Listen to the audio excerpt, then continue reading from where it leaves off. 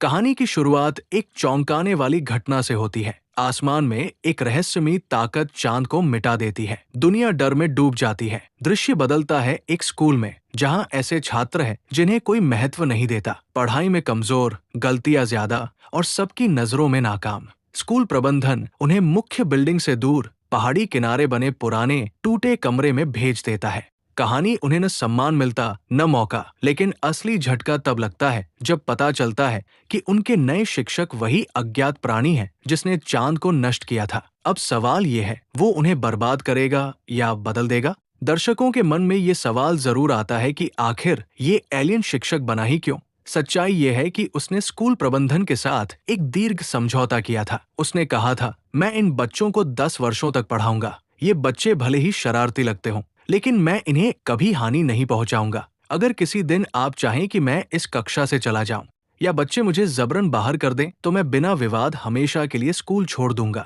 इस विशेष बैच के साथ एक सहायक शिक्षक भी नियुक्त किया गया था, जो हर कदम पर एलियन की मदद करता था और बच्चों पर नजर रखता था, ताकि शिक्षा और अनुशासन दोनों संतुलित रहें। कक्षा को प्रशिक्षण देने वाला व्यक्ति एक सख्त और कुशल सैनिक था। वो जब कमरे में दाखिल होता है तो छात्रों से कहता है, आज से तुम्हारा मिशन शुरू होता है। तुम्हारा लक्ष्य इस एलियन को मार गिराना है। ये बेहद ताकतवर और खतरनाक दुश्मन है, इसलिए उस पर कभी दया मत करना। इसे खत्म करके ही हम अपनी दुनिया की रक्षा कर सकते हैं। जो भी इसे परास्त करेगा उसे 10 मिलियन येन का इनाम मिलेगा।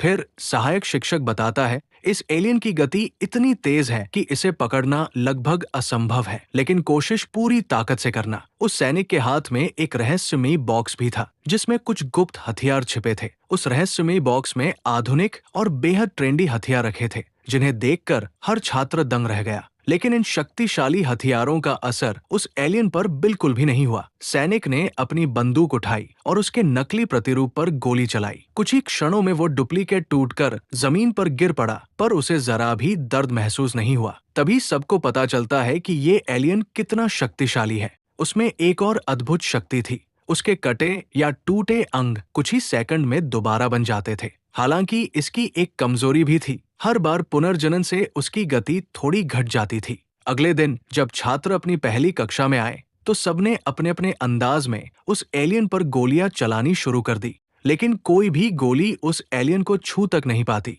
सरकार ने भी उस कक्षा के लिए एक योग्य सहायक चुना था, जो निशानेबाजी में माहिर थी। उसी कक्षा में नगीसा नाम का एक छात्र भी था, जो अपनी डायरी में उस एलियन शिक्षक के बारे में लगातार कुछ न कुछ लिखता रहता था। उसका उद्देश्य था उन्हीं विचारों के सहारे एक दिन उस एलियन को मार गिराना। तभी कुछ लड़के उसके पास आते हैं और कहते हैं, हमारी टीम में शामिल हो जाओ, हम सब मिलकर उसे खत्म करेंगे।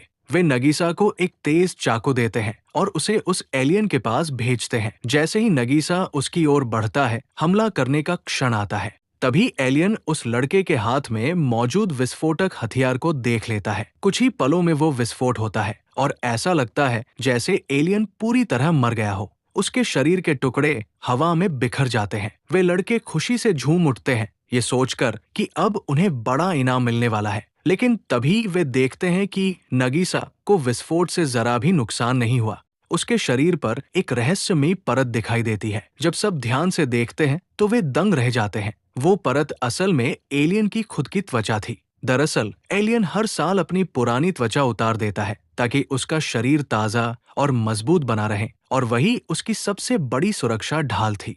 उसकी आंखों में अग्नि जाग उठी और रंगजग बदलते हुए उसका हाव भाव कठोर हो गया। उसने छात्रों की तरफ धीमे कटु स्वर में कहा, तुमने हमारे समझौते की शर्तों का उल्लंघन किया। मैंने कहा था, केवल आग करके मुझे मारने की कोशिश करो। विस्फोटक का इस्तेमाल वर्जित था। एक और बार अनुबंध तोड़ोगे तो मैं तुम पर हाथ नहीं उठाऊंगा, पर तुम्हारे किसी एक परिवार के सदस्य को मैं निशाना बनाकर कत्ल कर दूंगा। ये चेतावनी